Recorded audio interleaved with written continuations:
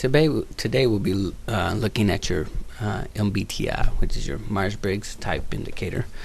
This was an assessment you took at the very beginning of acceptance, and so we'll talk a little bit about what it means, how it affects your relationships, business, schoolwork, studying, different things like that. So type concepts help us understand natural differences among people. Have you ever noticed that it's much easier to get to know some people than others? You have friends who are never late and others who are always last-minute arrivals. Some kids just have to have the last word in an argument, while others go to pieces if you just look at them wrong. People just don't act the same way, do they? We have different psychological preferences for how we gain energy, take in information, make decisions, and approach life. Okay, these are natural, observable differences among people.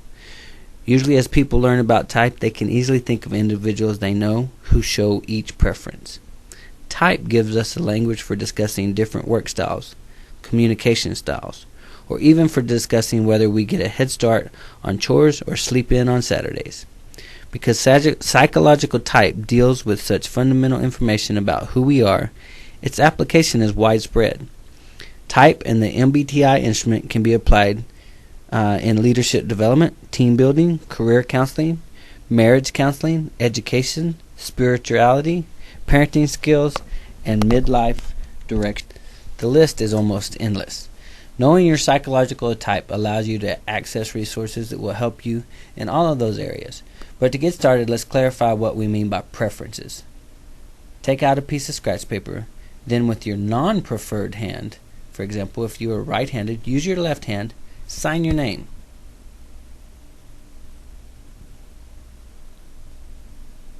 Now, how did that feel, writing with your non-preferred hand? Now switch and use your preferred hand.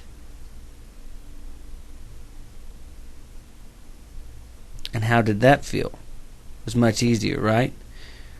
Which hand we write with is a physical preference. We also have a preference for which foot we use to kick a ball, or which eye we use to peer through a camera. We never consciously choose these physical preferences. They're just a part of who we are. However, sometimes we overlook these preferences. Have you ever broken your preferred arm or hand? You know, I broke my thumb once and had a cast on for 6 weeks, and boy, did it change my life. But with enough practice, you can learn to write quite well with your non-preferred hand, or kick the ball with your non-preferred foot.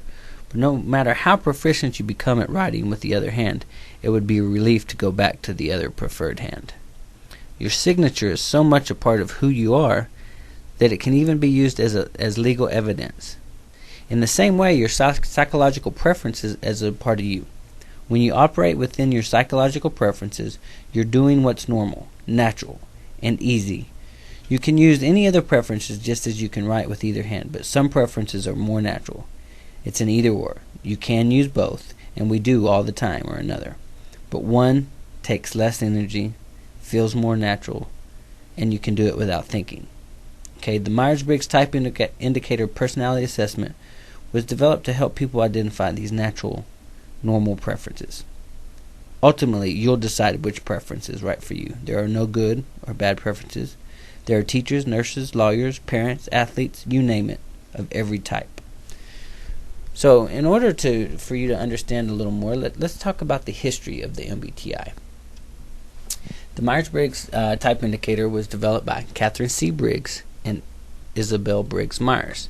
Catherine Briggs is the mother, Isabel Briggs Myers the daughter. Okay, goes all the way back to 1915 when Catherine Briggs began reading biographies and observing people and just worked out theories of personalities. At the same time, Carl Jung, a Swiss psychologist, excuse me, was working on his theory of psychological types.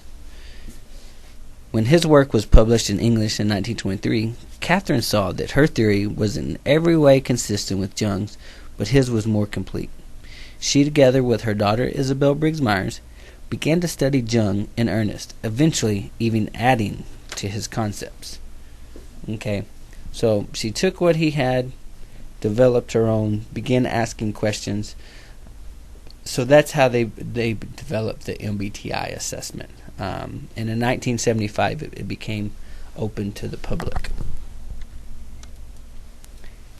Basically, the MBTI instrument asks questions that help you sort between two preferences. Either one or the other is more natural for you.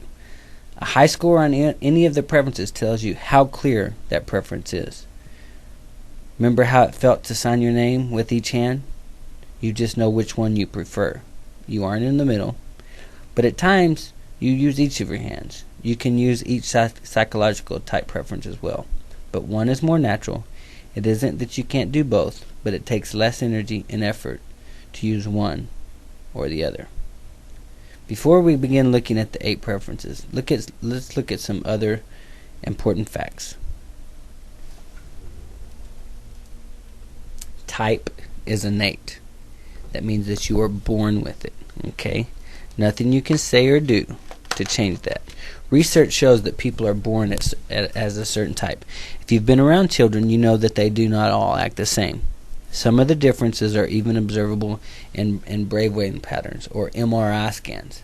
However, type can be influenced. For example, your parents or the kind of schooling you pursued may have caused you to learn to operate outside your natural preferences. Perhaps you were expected to be very quiet or orderly or logical when that isn't your natural bent. Type is not in a box. You can't predict exactly how someone will behave just by knowing his or her type preference, because we can all choose to act outside our preferences. Remember, we always have a choice. You might think of the 16 psychological types as 16 rooms in a house. One of them is your favorite, the place you spend the most of the time, but you occasionally go to every room in the house as needed. You might think of the types least like you as the laundry room or kitchen. You know, those that you don't like to spend the time in. Whichever represents your least favorite chores. You know how to operate in these rooms, but you don't want to spend more time there than you have to. Type is non-judgmental. All 16 types are equally good ways of being. Each has its own style of leadership and its own contributions to make. Type is not an excuse. People with certain preferences often find it easier to be on time for appointments or outgoing in social settings, while other types may find these activities more challenging. However, regardless of your type, being late all the time or never going out to social gatherings cannot be blamed solely on personality type. Type doesn't explain everything. People of the same type usually find that they have a lot in common, but they still have differences that make each person an individual. Type is a journey. As we grow and mature, we become more adept at using not only our own preferences, but at knowing when to use the non-preferred processes. Okay, the Myers-Briggs, once again, is preferences, tendencies, and characteristics, but it doesn't tell you all of them. Okay, you are the best person to decide which preferences you have. The MBTI, it's an indicator, a diagnostic instrument. Therefore, we're going to go through a self-selection process and discuss each of the preferences, and then at the end we'll have a chance to really look at your MBTI results. Remember, you decide how accurate the report is for you.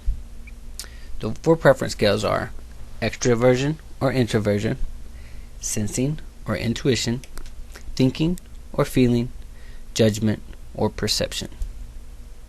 Extroversion and introversion are complementary attitudes towards the world. Complementary means that they complement each other. One's not any better. We have both types. Both attitudes are used by everyone, but only one is usually preferred and better developed. E for extroversion. People who have a preference for extroversion, sometimes called extroverts, get their energy and essential stimulation from the environment, the outer world of people, and things. Okay? Lots of people, lots of things means lots of energy.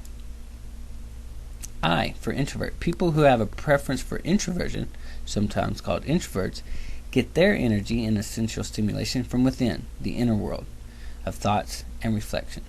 So time by themselves in a quiet room means lots of energy for an introvert.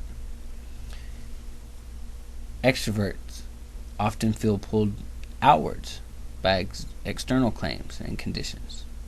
The introversion tendencies and characteristics, they feel pushed inward by external claims and intrusions. Extroverts get their energy from other people. Remember, introverts, it's internal. Get their energy from themselves.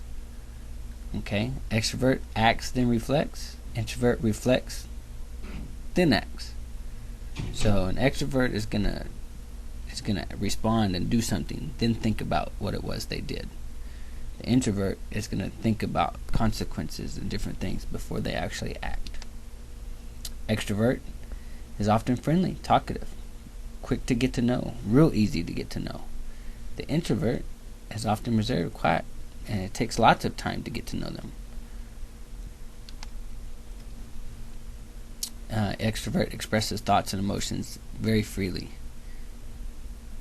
may be at risk of saying too much. This is the person that when you're in the group, they have no problem sharing their life experiences, talking, just being very open. The introverts, they keep their thoughts and emotions private.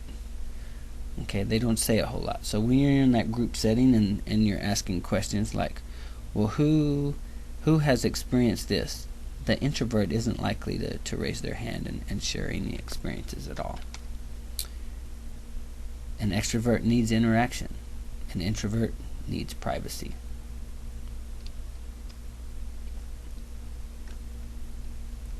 Extrovert gives breadth. Introvert gives depth. An extrovert may seem shallow to others, but that's just how they get their energy. They like people and they like things, so may seem shallow. An introvert may seem withdrawn, kind of the weird loner, but that's how they get their energy is by themselves. So it's not that they dislike you or anything like that. It's just they need time by themselves. Okay, it is a balance.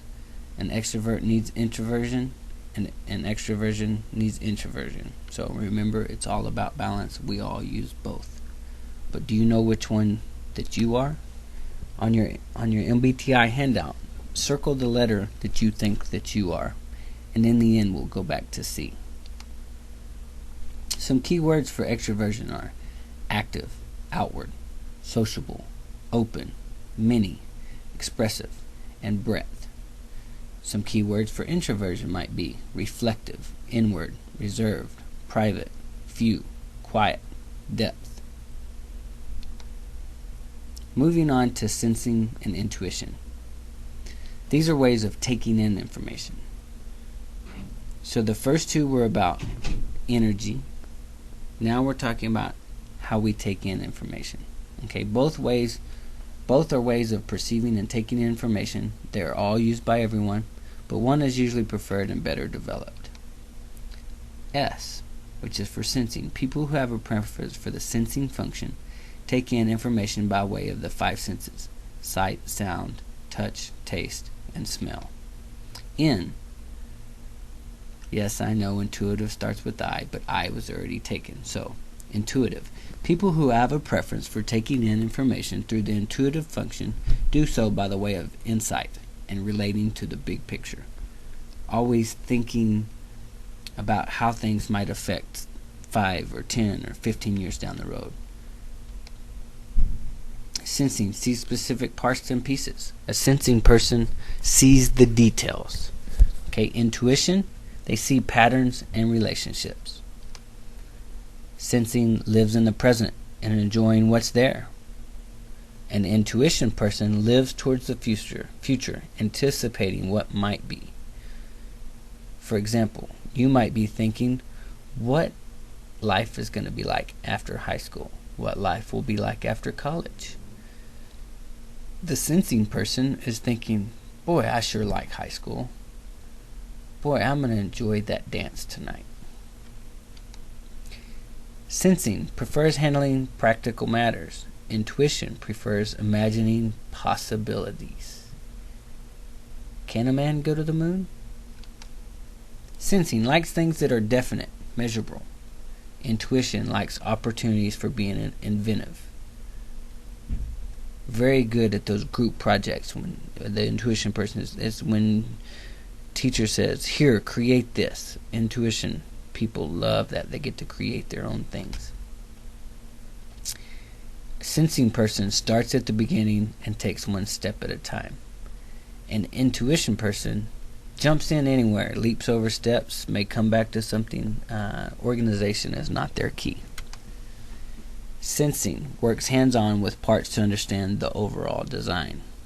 The intuition person studies the overall design to see how parts fit together. Sensing person enjoys using and refining the known and familiar. Intuition enjoys experimenting with the new and the different. Sensing may seem materialistic and literal-minded to others, much like the extrovert. Okay, intuition may seem idealistic and practical dreamers to others. Sensing and intuition, once again, they balance each other. One needs the other. At this time, circle on your sheet whether you think you are a sensing, an S, or intuition, N. Some key words for sensing are details, present, practical, facts, sequential, directions, repetition, enjoyment, perspiration, conserve, and literal. Keywords for intuition might be patterns, future, imaginative, innovations, random, hunches, variety, anticipation, inspiration, change, and figurative. Next, we will be looking at thinking and feelings. These are ways that we make decisions. So we've looked at how we get our energy, how we take in information. Now we'll be looking at how we make decisions. Both are ways of deciding and evaluating information are used by everyone, but one is usually preferred and better developed. T is people who have a preference for thinking, using their mental processes function to make decisions on the basis of logical analysis. F are people who have a preference for feeling, use their mental processing function to make decisions on the basis of evaluating relative worth. Thinking person decides with the head. A feeling person decides with the heart. This is the one key preference type that I thought I was one and turned out I was the other.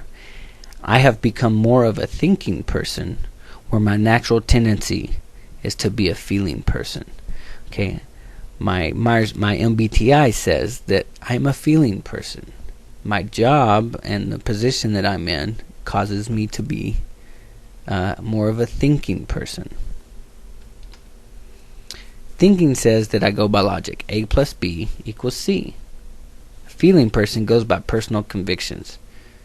It does not matter to me. The feeling person doesn't matter what the law says or anything. It's how do I feel about it. A thinking person is concerned with principles such as truth and justice. The feeling person is concerned with values such as relationships and harmony. The thinking person sees things as an onlooker from the outside. I look at things from the outside of the group. A feeling person says that I'm looking at it from inside as if I'm included in the same problem. A thinking person takes a long-range view. They can see things in a broad perspective. The feeling takes in immediate and personal view. Okay, I see it right away as if it were me. Thinking, they're spontaneous critics. A feeling person is a spontaneous appreciate. So the example here is looking at art. The thinking person is going to critique the different strokes, how they've used the different color, the modes of, things like that. The feeling person is going to just appreciate the work as a whole, for how it's made them feel. Ooh, the colors brightened my day, or that person's smile really made me happy. Thinking person is good at analyzing plans. Okay, the feeling person is good at understanding people. A thinking person may seem distant or condescending to others. The feeling person may seem too involved or emotional at times. Once again, thinking and feeling is a balance. We all have a tendency to lean towards one or the other, but we need characteristics of both. Do you think you are thinking or feeling? Circle that on your piece of paper at this time. Some keywords for thinking: head, objective, justice, cool, impersonal, critique, analyze, precise, principles.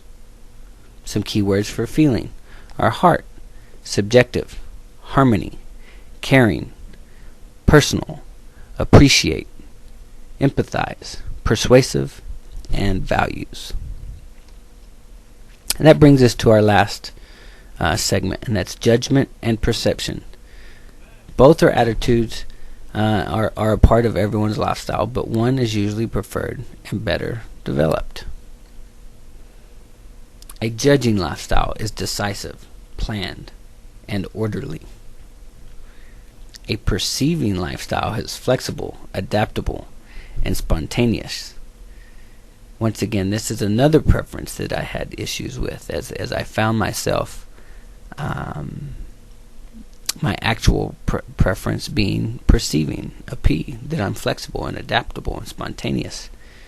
But my job leads me in the other direction. My job leads me to be more of a judgment person, a person who prefers an organized lifestyle, whereas a perception person prefers a flexible lifestyle.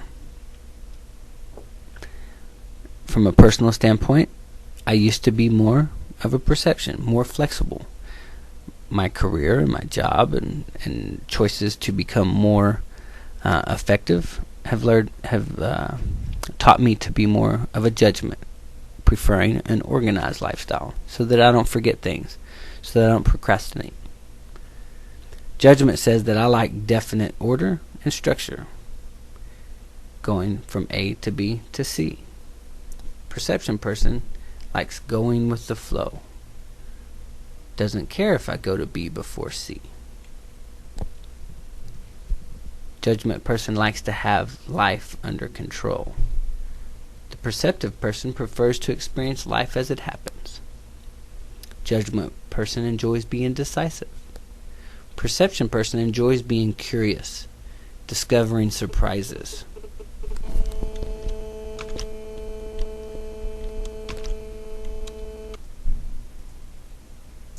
A judgment person likes clear limits and categories. Perceptive person likes freedom to explore without limits. A judgment person feels comfortable establishing closure.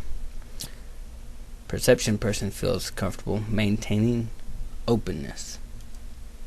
A judgment person handles deadlines, plans in advance. Perception person meets deadlines by last-minute rush. Judgment person may seem demanding, rigid, or uptight to others.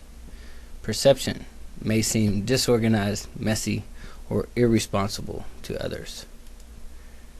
Remember, the balance is the key. We both have both tendencies, but tend to have more one than the other. Which are you? Judgment or perception? Here's some keywords for judgment: organized, structure, control, decisive, deliberate, closure, plan, deadline, productive.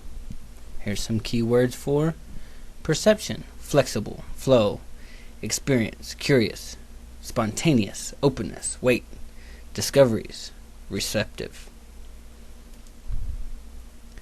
Remember, the Mbti instrument does not assess aptitude, psychological illness, emotions, trauma, stress, normalcy, maturity, physical illness, skill, intelligence, or learning. Type is helpful in understanding yourself and other people, but remember, everyone is an individual. Make sure that you complete the Mbti questionnaire. If you have a question about what your MBTI type is, if you will call 806-712-651, that's 806-716-2651, and leave a message. I'll be happy to look it up for you. There are 16 total types. For example, I am an INFP. Which one are you? They're all gifted and valuable. It's just each one of us have a few different gifts. Circle your type based on the MBTI. Read about your specific type. And then complete the last question on the MBTI student activity handout.